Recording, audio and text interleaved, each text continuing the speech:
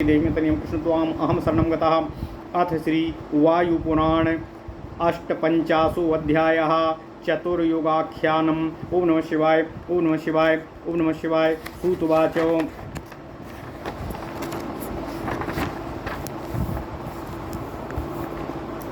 सूतुवाच अत ऊर्ध्वं प्रवक्ष्यामि द्वापरस्य विधिं पुनः। ततः त्रेतायुगे क्षीणे द्वापरं प्रतिपद्यते। द्वापरादौ प्रजानां तु सिद्धिस्त्रेतायुगे तु या परिवृत्ते युगे तस्मिंस्ततः सा सम्प्रणश्यति। ततः प्रवर्तते तासां प्रजानां द्वापरे पुनः लोभो धृतिर्वणिज्युद्धं तत्त्वानां विनिश्चयः। सम्भेदश्चैव वर्णानां कार्याणां च विनिर्णयः। यञ्चाबधः पणोदण्डो मदो दम्भो क्षमाबलम्। येषां रजस्तमो युक्ता प्रवृत्तिर्द्वापरे स्मृता। अद्य कृतेनाधर्मेऽस्ति त्रेतायां सम्प्रपद्यते। द्वापरे व्याकुली भूत्वा प्रणश्यति कलौ युगे। ओम नमः शिवाय ओम नमः शिवाय। वर्णानां विपरिध्वंसं संकीर्तयते तथा श्रमः। द्वैधमुत्पद्यते चैव युगे तस्मिन् श्रुतौ स्मृतौ। द्वैधात् श्रुते स्मृतेश्चैव निश्चयो नाधिगम्यते।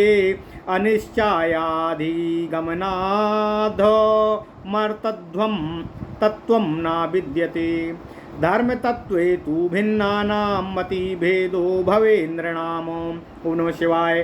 परस्परा विभिन्नस्तैर्दृष्टीनां विभ्रमेण च अयं धर्मो ह्ययं नेति निश्चयो नाभिगम्यते।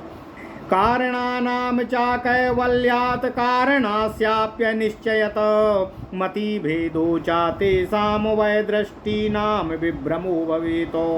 ततो दृष्टिर्विभिन्नैस्ते कृतं शास्त्रकुलं त्विदम्। एको वेदश्चतुष्पादास्त्रेतास्तु विधीयते। संरोधादायुधश्चैव दृश्यते द्वापरेषु च। वेदव्यातैश्चतुर्धातु व्यास्यते द्वापरादिषु। ऋषिपुत्रै पुनर्वेदा भिद्यन्ते दृष्टिभिर्भ्रमै। मंत्रब्राह्मणविन्यास स्वरवर्णादिपर्ययैः। संहिता ऋग्यजुःसाम्नां संहन्यन्ते श्रुतर्षिभिः। सामान्यद्वयकृताच्चैव दृष्टिभिन्नः क्वचित् क्वचित्।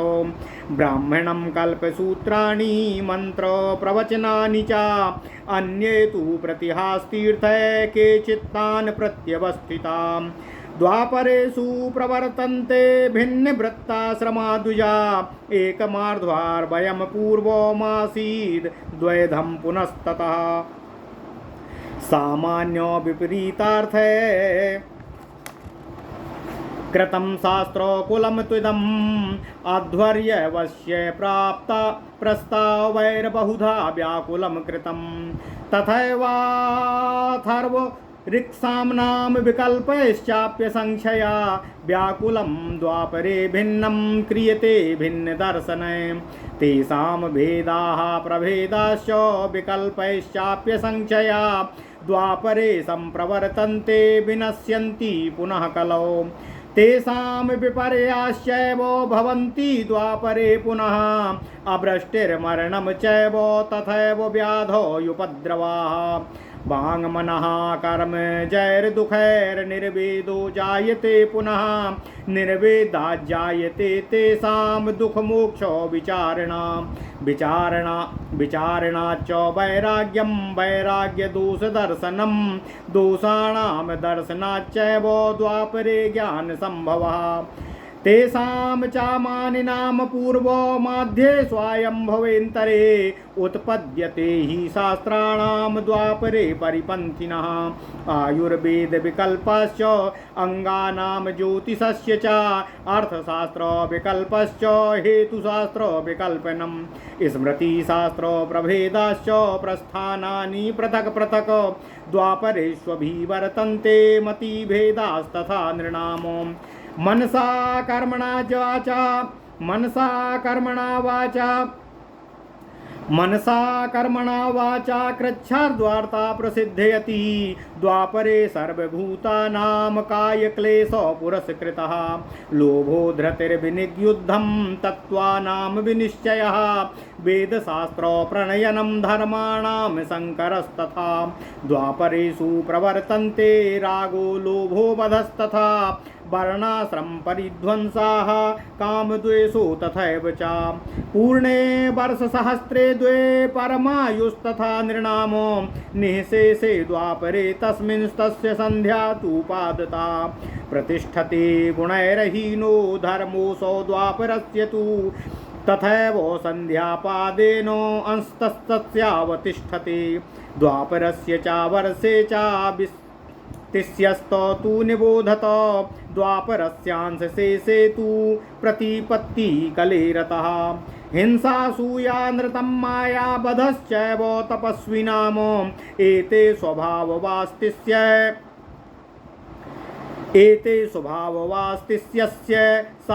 साधयन्ति च वै प्रजा एष धर्मः कृतः कृत्स्नो धर्मश्च परिहीयते मनसा कर्मणा स्तुत्या वार्ता सिद्ध्यति न वा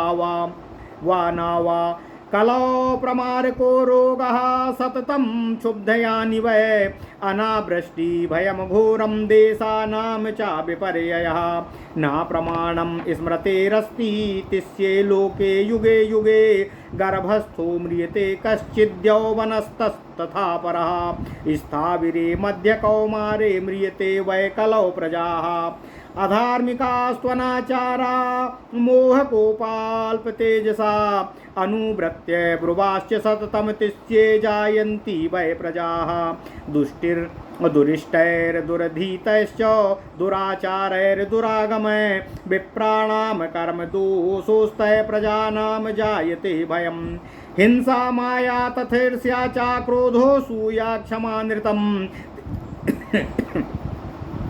तिष्ये भवन्ति जन्तूनां रागो लोभश्च सर्वशः संक्षोभो जायतेत्यर्थं कलिमासाद्य वै युगं नाधीयन्ते तदा वेदा न जायन्ते द्विजातयः उत्सीदन्ति नराश्चैव क्षत्रिया सविशः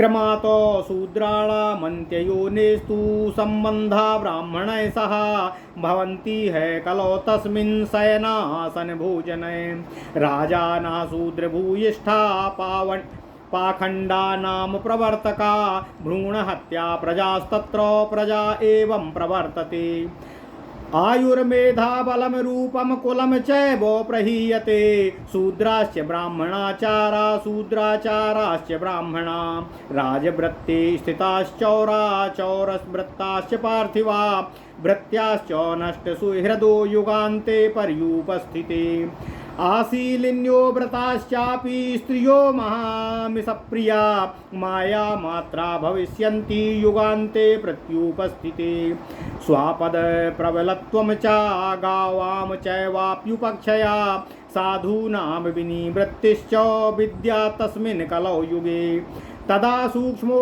महोदरको दुर्लभो दानमूलवानो चतुराश्रम शैथिल्यार्धर्म प्रविचलिष्यति तदा ह्यल्पो फला देवी भवेद् भूमिर्महीयसी शूद्रास्तपश्चरिष्यन्ति युगान्ते प्रत्युपास्थिते तदा ह्यैकानिको धर्मो द्वापरे यश्च मासिकः त्रेतायां वत्सरस्थश्च एकह्रादातिरिच्यते आरक्षितारो हरतारो बालिभागस्य पार्थिवा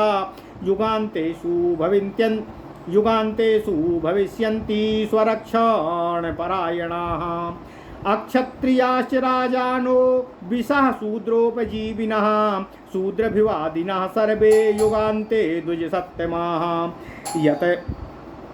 यतयश्च भविष्यन्ति बहवोऽस्मिन् कलौ युगे चित्रवर्षी तदा देवो यदा स्यात्तु युगक्षयः सर्वे वाणिज्यकथाश्चापि सर्वे वाणिकजाश्चापि भविष्यन्तः धमे युगे शूद्राश्च यतीनश्चैव गूढवासास्तपस्विनः लोलुपः परदारेषु नष्टमार्गा कलौ युगे भूयिष्ठं कूटमानैश्चं पुण्यं विक्रीयते जने कुशीलचर्या पाखण्डैर्वृथारूपै समावृतं पुरुषल्पं बहुस्त्रीकं युगान्ते पर्युपस्थिते बहुयाजनको लोको भविष्यति परस्परम्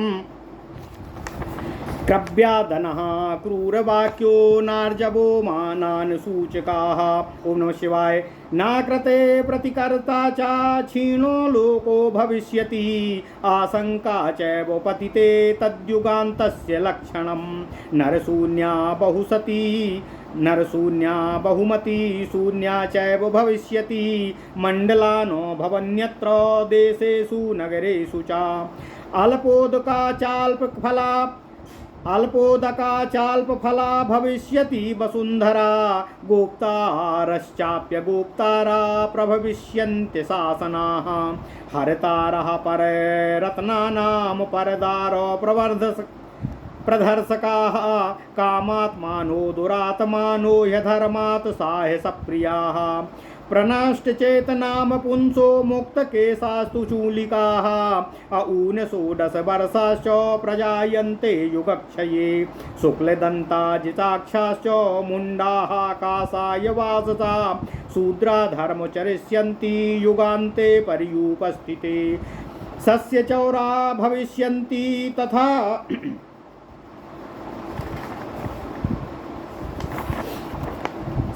सस्यचौरा भविष्यन्ति तथा चैलाभिमर्शना चौराश्चौरस्य हर्तारो हर्तुर्हर्तार एव च ज्ञानकर्मण्युपरते लोके निष्क्रियतां गते कीटमूषकसर्पाश्च धर्म इष्यन्ति मानवानो सुभिक्षं क्षेममारोग्यं सामर्थ्यं दुर्लभं भवेत् कौशिकः प्रतिवत्स्यन्ति देशान् क्षुभ्याय पीडितानो दुःखेनाभिप्लुप्तानां च परमायुः शतं भवेत् दृश्यन्ते नाचादृश्यन्ते वेदाः कलियुगेऽखिलाः उत्सीदन्ति तथा यज्ञाः केवला धर्मपीडिता कासायिणश्च निर्ग्रन्थस्तथा कापालीनश्च वेदविक्रयणश्चान्ते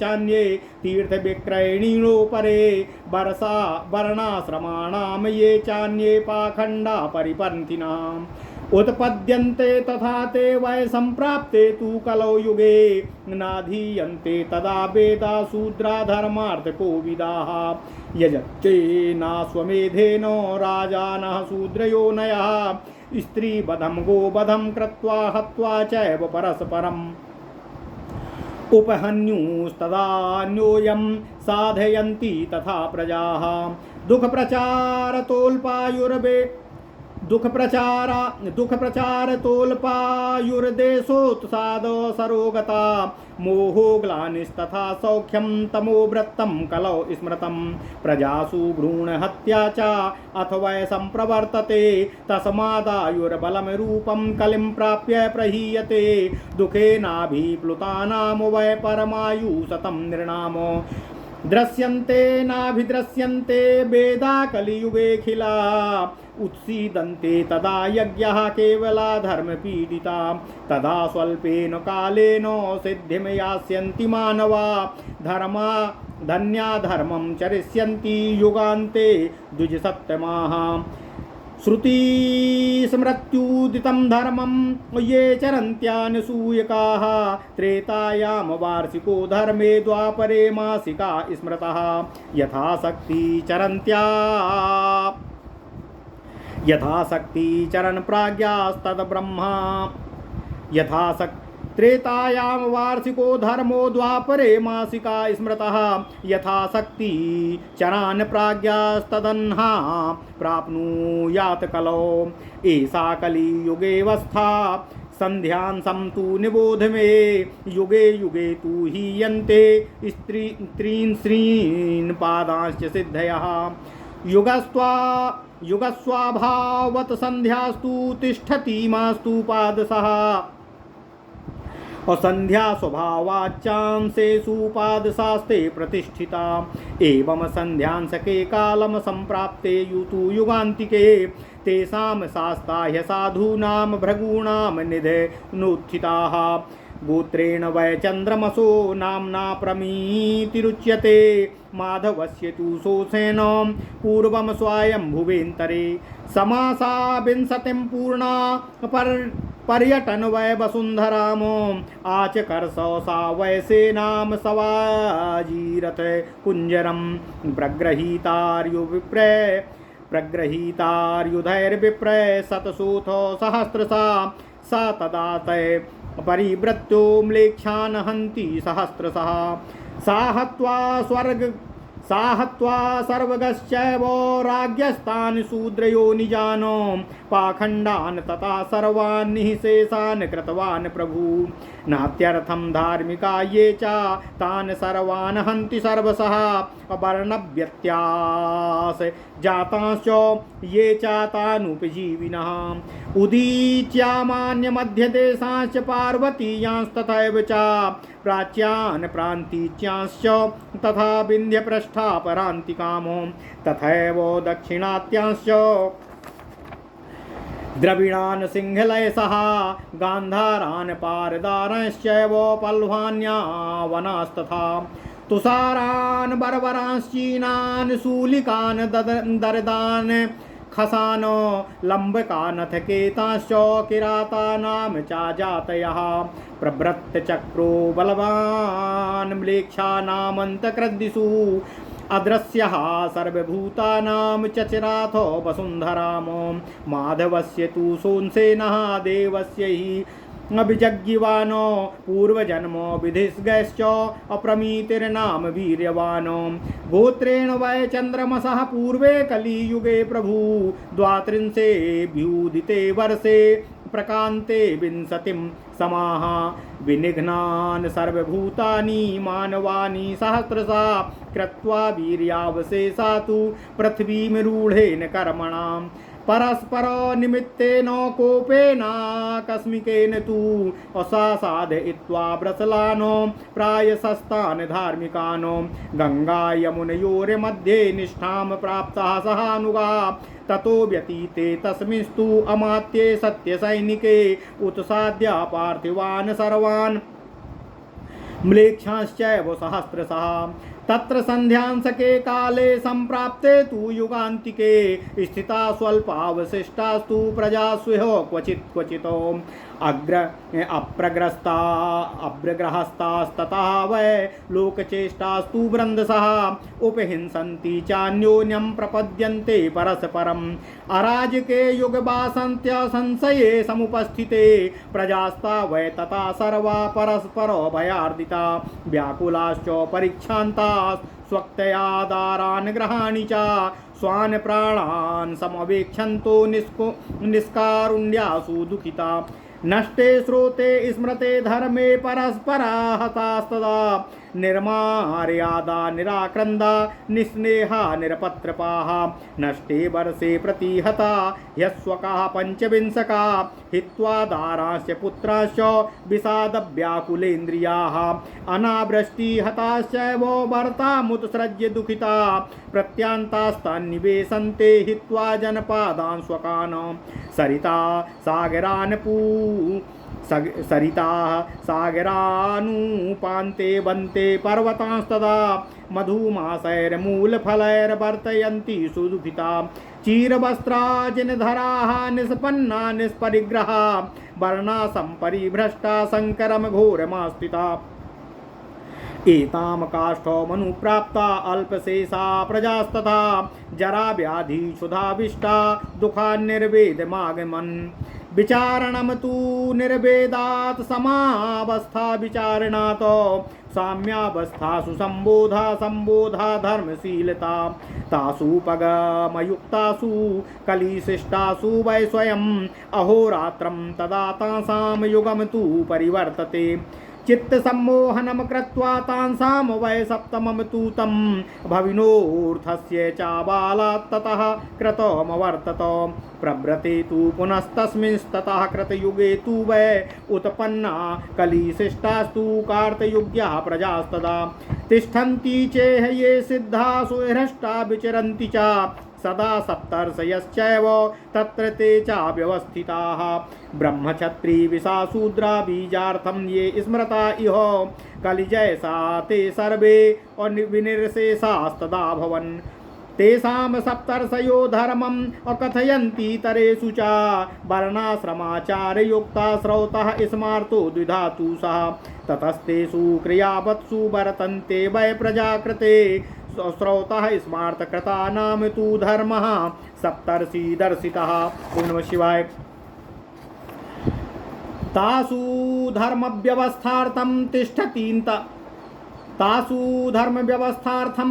तिष्ठन्ति युगक्षयात् मन्वन्तराधिकारेषु तिष्ठन्ति मुनयस्तु वै यथा दावो प्रदग्धेषु तृष्णेषु तपेरितो नवानां प्रथमं द्रष्टास्तेषां मूले तु संभवा तथा कार्तयुगानां तु कलिङ्गेषु संभवा एव युगाद्युगस्येह सन्तानस्तु परस्परं वर्तते हव्य वक्षेदाद्यान्वन्मन्वन्तरक्षयः असुखमार्युबलं रूपं धर्मार्थो काम एव च युगे श्वेतानि हीयन्ते त्रीणि पादक्रमेण तु अससन्ध्यांशेषु हीयन्ते युगानां धर्मसिद्धया इत्येषो प्रतिसन्धिर्वः अकीर्तितस्तु मया दुजा यतुर्युगानां सर्वेषामेतेनैव प्रसादनम् येषां चतुर्युगावृत्तिः शिरा सहस्रात् प्रवर्तते ब्रह्मणस्तद्दः प्रोक्तं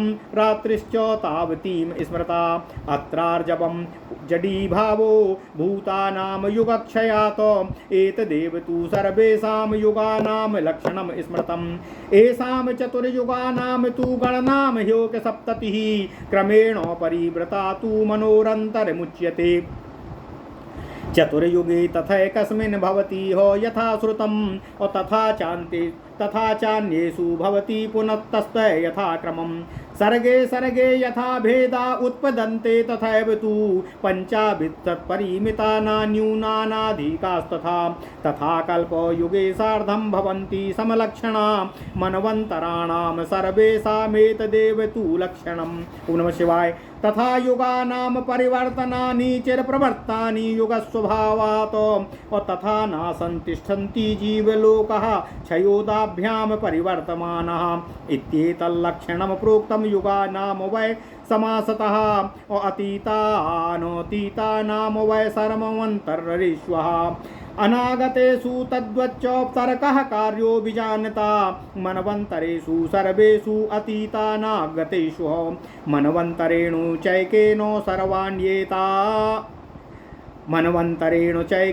सर्वाण्येवान्तराणि वै व्याख्यातानि बीजानिध्वं कल्पे कल्पेन चैव हि आस्याभिमानिनः सर्वे नामरूपैर्भवत्युत देवा ह्यष्टे विधाये च इह मन्वन्तरेश्वरा सप्तयो मनवश्चैव सर्वे तुल्या प्रयोजन एवं वर्णाश्रमाणां तु प्रविभागो युगे युगे युगस्वभावाच्च तथा विद्धत्ते वै सदा प्रभुः वर्णाश्रम विभागश्च युगानि युगसिद्धये अनुसंगा समाख्याता सृष्टि सर्गः निबोधता विस्तरेणानुपूर्व्या च स्थितमवक्षे युगेषु।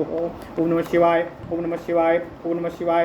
ओम नमो भगवते वासुदेवाय। ओम देवकी सुत गोविंद वासुदेव जगतपति देहि में तनियम कृष्ण त्वाम अहम शरणम गतः। ओम नमः शिवाय। ओम नमः शिवाय। ओम नमः शिवाय। अथ श्री वायुपुराण अष्टपंचाशो अध्यायः चतुर्युगाख्यानम। ओम नमः शिवाय। ओम नमः शिवाय। सूत जी ने कहा, हे ऋषियों, इसके पश्चात अब मैं आप लोगों से द्वापर युग के विधान का वर्णन कर रहा हूँ। त्रेता युग के अंत होने पर द्वापर युग प्रारंभ होता है। त्रेता युग में प्रजाओं को प्राप्त सिद्धियां द्वापर के आदि काल में त्रेता के समाप्त होते ही उसी के साथ समाप्त हो जाती हैं। इसके पश्चात द्वापर में ऐसा कहा गया है कि उन्हीं प्रजाओं में लोभ, अधीरता, व्यापार, व्यवहार, युद्ध आचरण, युद्ध प्रेम, तत्वों का अनिर्णय, वेदों में भेद, कर्तव्य के प्रति अज्ञानता, याचना, संहार, धन प्राप्ति के विविध उपाय, दंड, मद, अहंकार, अक्षमा तथा निर्बलता आदि दुर्गुणों की राजस तथा तमोगुण युक्त वृत्तियां उत्पन्न हो जाती हैं। यदि सतयुग में, आदि सतयुग में धर्म विद्यमान नहीं होता, त्रेता युग में उसका उदय होता है, द्वापर युग में वह उद्विग्न होकर कलयुग में नष्ट हो जाता है। उस समय वर्णों तथा आश्रमों का विनाश हो जाता है तथा श्रुतियों एवं स्मृतियों में संशय का भाव उत्पन्न हो जाता है। श्रुतियों तथा स्मृतियों में दो प्रकार के मित्र भाव, भिन्न भाव होने के कारण किसी विषय का निर्णय नहीं हो पाता। इस अनिर्णय वाली स्थिति के कारण धर्म तत्वों का लोप हो जाता है और विभिन्न मनुष्यों के भिन्न भिन्न मत हो जाते हैं। विचारों की अस्थिरता के कारण भिन्न मतावलंबी उन प्रजाओं में यह धर्म है, यह धर्म नहीं है, इसका निर्णय नहीं हो पाता है। आधारहीनता तथा अनिश्चय के कारण मत भिन्नता वाले उन मनुष्यों में बुद्धि भ्रंश हो जाता है, जिससे शास्त्रों में उद्वेग उत्पन्न हो जाता है। त्रेता युग में एक ही वेद को चतुष्पाद कर उसको 4 भागों में बांट दिया जाता है। मनुष्यों में आयु लघुता के कारण वेद व्यास ने द्वापर में वेद को 4 भागों में बांट दिया। उसके पश्चात ही विचार वैषम्य के कारण ऋषि पुत्रों ने वेद का विभाजन किया, जिससे स्वर तथा वर्ण में व्यतिक्रम से मंत्र तथा ब्राह्मण ये 2 भाग उत्पन्न हुए। उन वेद परायण ऋषियों ने भ्रमित बुद्धि के कारण कहीं सामान्य रूप से तथा कहीं विचार भिन्नता के कारण ऋक, यजु तथा साम भेद की संहिताओं में क्रम परिवर्तन कर दिया। फलस्वरूप ब्राह्मण, कल्पसूत्र, मंत्र, उपदेश आदि सभी अव्यवस्थित हो गए। उनमें से कुछ तो अलग कर दिए गए तथा कुछ उसी पर स्थित रहे। द्वापर युग में आश्रम धर्म में व्यतिक्रम हो जाता है तथा द्विजगण अपने आश्रमों तथा कर्तव्यों से विमुख हो जाते हैं। प्राचीन काल में एक ही आर्धर्यव अर्थात यजुर्वेद से संबंधित कार्य था, जिसके बाद 2 भाग हो जाते हैं। सामान्य के स्थान पर विपरीत अर्थ रखने के कारण शास्त्रों में उलट फेर हो जाता है। उसी तरह आर्थर्यव में अलग अलग सुझावों के कारण उसका वास्तविक स्वरूप विकृत हो जाता है। द्वापर युग में तर्क रहित विकल्पों की वजह से अलग अलग विचारों वाले ऋषियों द्वारा ऋक, यजु तथा अथर्व में विपर्य उत्पन्न हो जाता है। उन विकल्पों के कारण उनमें अनेकों भेदाभेद हो जाते हैं तथा कलयुग के आरंभ होते ही वे लोप हो जाते हैं। प्रजाओं के कार्यों में अस्त व्यस्तता के कारण द्वापर युग में अवर्षण, मृत्यु, विभिन्न रोग, अनेकों उपद्रव, मन, वचन तथा कर्म संबंधी दोष उत्पन्न हो जाते हैं। फिर उन दोषों से उत्पन्न कष्टों के कारण प्रजा पश्चाताप करने लगती है और उन दुखों से छुटकारा पाने के लिए चिंतन करती है। दुख मुक्ति के उपाय चिंतन से उनमें वैराग्य उत्पन्न होता है और वैराग्य से उसे अपने दोष दिखाई देने लगते हैं। फिर अपने अवगुण दर्शन से उस द्वापर युग में प्रजाओं को ज्ञान प्राप्त हो जाता है। इस प्रकार पूर्व स्वयंभू मनवंतर की मानी प्रजाओं के पूर्वज उस द्वापर युग में विरोध करने वाले हुए। आयुर्वेद, वेदांग, ज्योतिष, अर्थशास्त्र, न्यायशास्त्र, स्मृति शास्त्र तथा अन्य सभी शास्त्रों में मत भिन्नता के कारण अनेकों प्रकार के भेद उत्पन्न हो जाते हैं। सभी लोगों के विचारों में भिन्नता होती है। इस प्रकार द्वापर युग में शारीरिक, मानसिक तथा वाणी व्यवहारों में के कारण बड़ी कठिनाई से जीवन निर्वाह होता है। सभी जीव अत्यधिक शारीरिक कष्ट भोगा करते हैं। लोभ, अधीरता, व्यापार बुद्धि, युद्ध, सिद्धांतों का अनिश्चय, वेद तथा शास्त्रों का यथेच्छा व्याख्यान तथा प्रकाशन, धार्मिक व्यवहारों में मत भिन्नता के ये सभी कार्य द्वापर में निर्बाध रूप से होते रहते हैं। इससे लोगों में राग, द्वेष, लोभ, हिंसा, काम तथा वर्णाश्रम व्यवस्था के प्रति निष्ठाहीनता आदि अधिक मात्रा में उत्पन्न हो जाते हैं। उस समय मनुष्यों की जीवन अवधि 2000 वर्षों की होती है। द्वापर की समाप्ति पर उसके चौथाई भाग वाली संध्या प्रवृत्त होती है। संध्या के समय द्वापर अपने स्वाभाविक गुणों से हीन होकर स्थित रहता है। संध्या की समाप्ति पर उसके एक शरण संख्या अवधि के लिए संध्यांश की प्रवृत्ति होती है। इस तरह मैंने द्वापर युग के स्वभाव का वर्णन कर दिया है। अब मैं आप लोगों से कलयुग के स्वभाव का वर्णन कर रहा हूँ। हिंसा, ईर्ष्या, मिथ्या भाषण,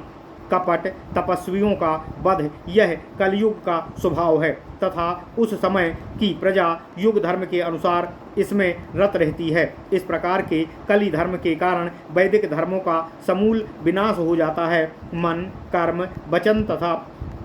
कर्म, वचन द्वारा निरंतर प्रयत्न करने पर भी लोगों के जीविका निर्वाह में संशय बना रहता है। कलयुग में भीषण संक्रामक रोग, क्षुधा से उत्पन्न रोग, घोर अनावृष्टि, भय तथा देश में अस्थिरता ये सदैव बने रहते हैं। सभी युगों में प्रतिष्ठित स्मृतियों का इस कलयुग में कोई प्रमाण नहीं रहता। उस समय गर्भावस्था तथा युवावस्था में भी मृत्यु हो जाती है। दृढ़ तथा किशोरावस्था में भी प्रजाएं मृत्यु को प्राप्त करती हैं। कलिकाल में सभी लोग अधार्मिक, अनाचारी, अज्ञानी, क्रोधी, तेज क्षीण तथा सदा असत्यभाषी उत्पन्न होते हैं। ब्राह्मणों में अशिक्षा, कृत्रिम यज्ञाराधन, अनुचित साधन द्वारा धनोपार्जन, दुराचरण तथा दुर्व्यसन आदि कर्म दोषों से प्रजा में भय उत्पन्न हो जाता है। सभी प्राणियों में हिंसा, कपट, डाह, क्रोध, ईर्ष्या,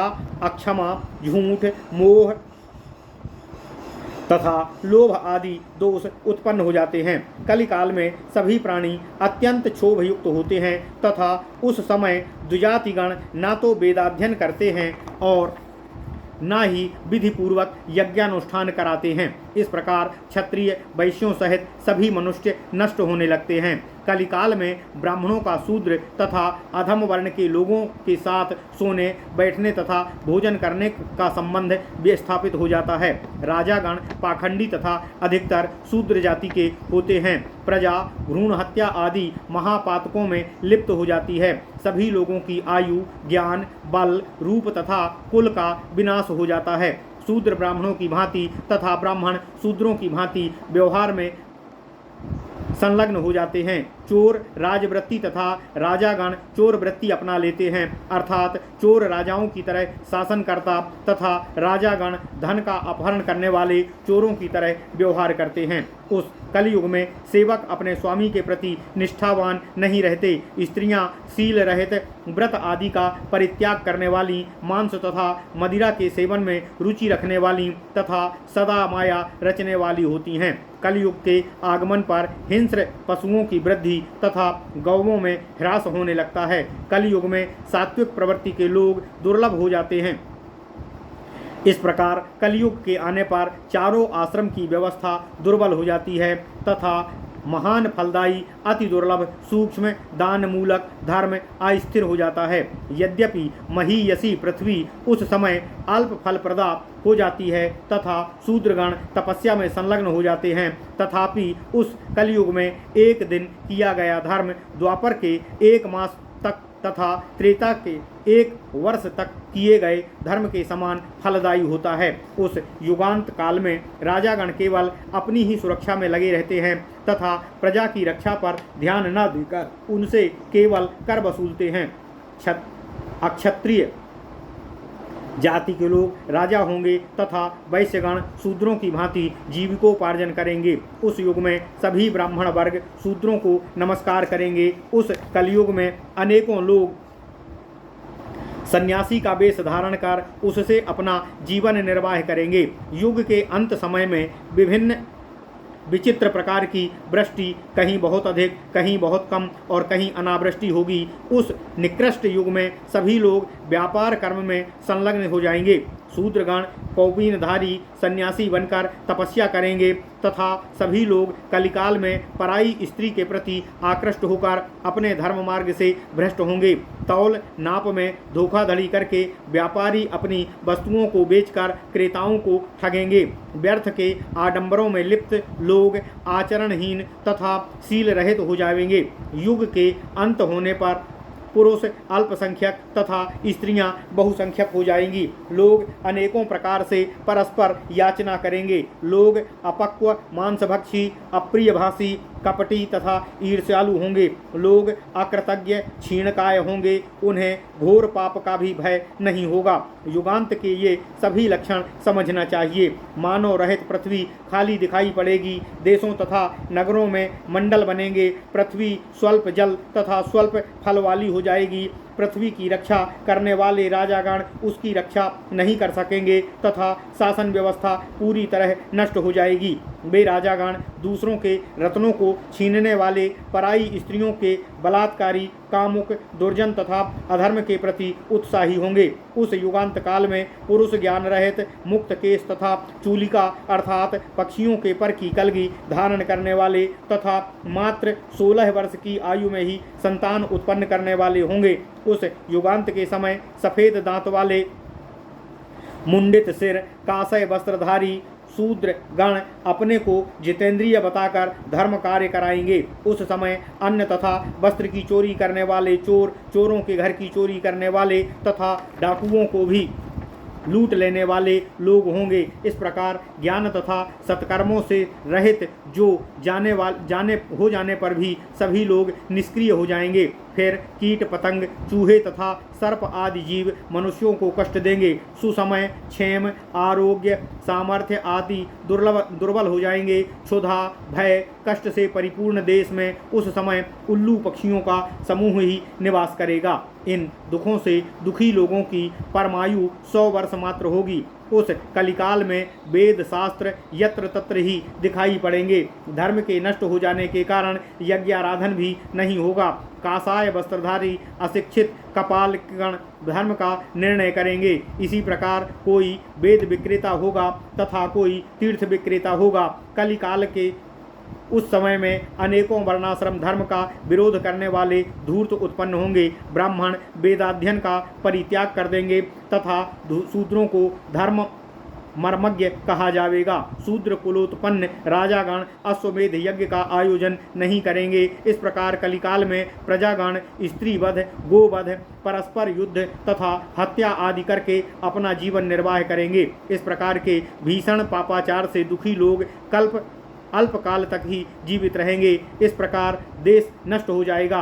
अनेक प्रकार के रोग, मोह, ग्लानि, मिथ्या सुख, कामना, तमोवृत्ति आदि की कलिकाल में प्रधानता कही गई है। प्रजाओं में भ्रूण हत्या का अत्यधिक प्रचलन होगा। इस प्रकार के दुष्कर्म के कारण कलयुग आने पर आयु, बल तथा रूप का नाश हो जाएगा। दुख भरे लोगों का जीवन काल अधिकतम 100 वर्ष का ही होगा। उस भीषण कलिकाल में वेद शास्त्र कहीं पर भी दिखाई नहीं पड़ेंगे और कहीं धर्म का ह्रास होने पर यज्ञादि कर्मों का भी अंत हो जाता है। यह सब होने पर भी उस युग में अल्पकाल में ही सिद्धि प्राप्त हो जाती है। उस युगांत काल में श्रुति तथा स्मृति सम्मत धर्माचरण का पालन करने वाले श्रेष्ठ द्विजगण धन्य हैं, जो परनिंदा किए बिना सत्कर्म करते रहते हैं। जो धर्मफल मनुष्यों को त्रेता युग में 1 वर्ष में प्राप्त होता है, वही धर्मफल द्वापर युग में 1 मास में प्राप्त होता है और वही धर्मफल मनुष्यों को कल युग में केवल 1 दिन में यथाशक्ति धर्मानुष्ठान द्वारा प्राप्त हो जाता है। यही कलयुग की विशिष्ट अवस्था है। अब आप लोग संध्यांश का विवरण सुनिए। प्रत्येक युग में सिद्धियां अपने पूर्व के युग की अपेक्षा बाद के युग में अपने 3 चरणों में ही विद्यमान होती हैं और केवल 1 चरण मात्र ही रह जाती हैं। इसी तरह युगत स्वभावानुसार संध्या काल में उसकी सिद्धियां 1 चरण मात्र रहती हैं और संध्यांश में संध्या के स्वभावानुसार उसके 1 चरण मात्र रहती हैं। फिर स्वयंभू मनवंतर के आदि में उसी नियम के अनुसार कलयुग की संध्यांश के आने पर भृगवंशियों के अंत होने पर उसी कुल में दुष्कर्मियों को दंडित करने वाला चंद्रमा के गोत्र में विष्णु के अंश से प्रमिति नामक राजा उत्पन्न होगा। फिर वह सैकड़ों हजारों अस्त्र शस्त्रधारी ब्राह्मणों की विशाल सेना के साथ 20 वर्षों तक संपूर्ण भूमंडल में विचरण कर हजारों म्लेच्छगणों का नाश करेगा। सर्वत्र जा सकने वाले उन असीम तेजस्वी प्रभु ने उन शूद्र कुलोत्पन्न राजाओं का वध कर चारों ओर फैले पाखंडों का अधार्मिक व्यक्तियों सहित संपूर्ण रूप से विध्वंस कर दिया है। इस तरह से वर्ण संस्कारों या वर्ण संकरों का उनके सहायकों सहित विनाश करते हैं। सभी प्राणियों के लिए अपराजेय म्लेच्छों में भयंकर शत्रु प्रमिति अपनी सेना लेकर उदीच्य, मध्य देशीय, पर्वतीय, प्राच्य, प्रतीच्य, विंध्य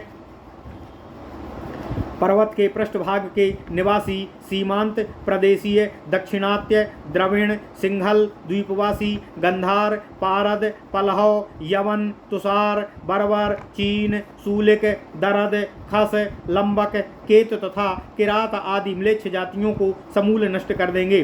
कलयुग के आदि में विष्णु के अंश से उत्पन्न पूर्व जन्म विधि के ज्ञाता परम पराक्रमी अत्यधिक तेजस्वी चंद्र गोत्रोत्पन्न प्रमिति नाम के वे प्रभु 32 वर्ष की आयु में 20 वर्षों तक लगातार पृथ्वी के चारों ओर घूमते हुए मनुष्यों सहित सभी प्राणियों का संहार करते हैं। इस प्रकार अपने भीषण कर्म द्वारा पृथ्वी को पराक्रम शून्य अत्यंत क्रोधित हो परस्पर उद्देश्य से उन धर्म रहित शूद्रों को दंडित करते हैं। तत्पश्चात अपने सहगामियों के साथ गंगा तथा यमुना के मध्य भाग में शरीर का परित्याग कर देंगे। उस युगांत के सध्यांश काल में हजारों शूद्रवंशीय राजाओं तथा सभी म्लेच्छों का संहार कर अपने सैनिकों तथा मंत्रियों सहित प्रमिति के स्वर्ग चले जाने पर इधर उधर कहीं कहीं थोड़ी सी प्रजा शेष रह जाती है। शासनकर्ता के न रहने पर लोग स्वच्छंदता पूर्वक एक दूसरे को मारने लूटने में प्रवृत्त हो जाते हैं। युगांत के उस अराजक काल में जब लोगों के जीवन का संकट उपस्थित होता है तथा लोग परस्पर एक दूसरे से भयभीत होकर व्याकुल हो जाते हैं, तब वे थक हार कर अपने स्त्री बच्चों सहित घर का परित्याग कर प्राण रक्षा के निमित्त इधर उधर भटकते रहते हैं और निष्करुण अवस्था में अत्यंत दुख भोग करते हैं। स्रोत स्मार्त धर्म के लेस लोप हो जाने पर लोग मर्यादा, दया, लज्जा तथा स्नेह रहित होकर एक दूसरे से लड़ते हुए मृत्यु को प्राप्त होते हैं। उस समय लोग छोटे दक्कद वाले तथा केवल 25 वर्ष की आयु के ही होते हैं। पुत्र पत्नी से रहित उन लोगों की इंद्रियां दुख से विकल होती हैं। भयंकर सूखे के कारण वे जीविका की आशा त्याग अपने जनपदों को त्याग कर समीप के अन्य देशों में शरण लेते हैं। उस समय वे लोग नदियों, सागरों, जलयुक्त स्थानों तथा पर्वतों पर दुखपूर्ण जीवन बिताते हुए मधु, मांस, मूल तथा फलों द्वारा जीवन निर्वाह करते हैं। चर्म वस्त्रधारी स्त्री पुत्र रहित वर्णाश्रम धर्म से भ्रष्ट तथा घोर संकर वर्ण वाले उन लोगों की संख्या बहुत थोड़ी रह जाती है। इस प्रकार दुख की पराकाष्ठा को प्राप्त कर वे जरा, व्याधि तथा भूख से अत्यंत पीड़ित हो जीवन से विरक्त हो जाते हैं। इस तरह वैराग्य के कारण उनमें विवेक उत्पन्न होता है और विवेक होने पर वे सब प्राणियों के साथ समता का व्यवहार करने लगते हैं। उस साम्यावस्था से उन्हें वास्तविक ज्ञान की प्राप्ति होती है तथा ज्ञान के हो जाने पर वे प्रवृत्तियां धर्म की ओर मुड़ जाती हैं। फिर कलयुग की उन थोड़ी सी धर्मपरायण प्रजाओं द्वारा अन्य प्रजाओं को आकर्षित करने पर भावी बस सतयुग की प्रवृत्ति होती है। कलयुग की उन अवशिष्ट प्रजाओं द्वारा ही सतयुग की प्रजाओं की उत्पत्ति होती है। फिर ब्राह्मण, क्षत्रिय, वैश्य तथा शूद्र इन चारों वर्णों के बीज स्वरूप कलयुग की अवशेष प्रजा सदा हर्षपूर्वक विचरण करने वाले सिद्धगण तथा सप्तर्षियों से अभिन्न भाव से मिलकर परस्पर व्यवहार करते हैं। फिर वे सप्तर्षि गण वर्णाश्रम धर्म के अनुरूप लोगों को स्रोत तथा स्मार्त इन दोनों प्रकार के धर्मों का उपदेश देते हैं। सतयुग की प्रजाएं उन्हीं उपदेशों के अनुसार श्रौत्र तथा स्मार्त धर्म का पालन करती हैं। इस प्रकार कलयुग की प्रजाओं में श्रौत्र तथा स्मार्त धर्म उन्हीं सप्तर्षियों द्वारा प्रकाशित होता है। प्रत्येक मनवंतर में युगांत होने तक धर्म की व्यवस्था के लिए वे सप्तर्षिगण प्रजाओं के मध्य वर्तमान रहते हैं। जिस प्रकार ग्रीष्म ऋतु में दग्ध हुए तृण समूह की जड़ से वर्षा काल में नए अंकुर उत्पन्न होते हैं, उसी प्रकार थोड़ी संख्या वाली कलयुगी धर्मपरायण प्रजा द्वारा ही सतयुग की प्रजाओं की उत्पत्ति होती है। इस प्रकार मनवंतर के समाप्त होने पर, एक युग के अंत हो जाने पर दूसरे युग की प्रजाओं का पूर्व युग की प्रजाओं द्वारा उत्पत्ति एवं विस्तार होता है। प्रत्येक युग में सुख, आयु, बल, रूप, धर्म, अर्थ तथा काम ये सब अपने अपने स्वभावानुसार क्रमशः एक एक चरण कम हो जाते हैं। युगों की धर्म सिद्धियों का तो संध्या तथा संध्यांश में प्रायः लोप हो जाता है। हे ऋषियों, मैंने युगों की प्रतिसंधि का वर्णन आप लोगों से किया है। इसी के द्वारा सभी युगों की प्रवृत्ति का तात्विक ज्ञान होता है। इन चारों युगों को 1000 बार बीत जाने पर ब्रह्मा का एक दिन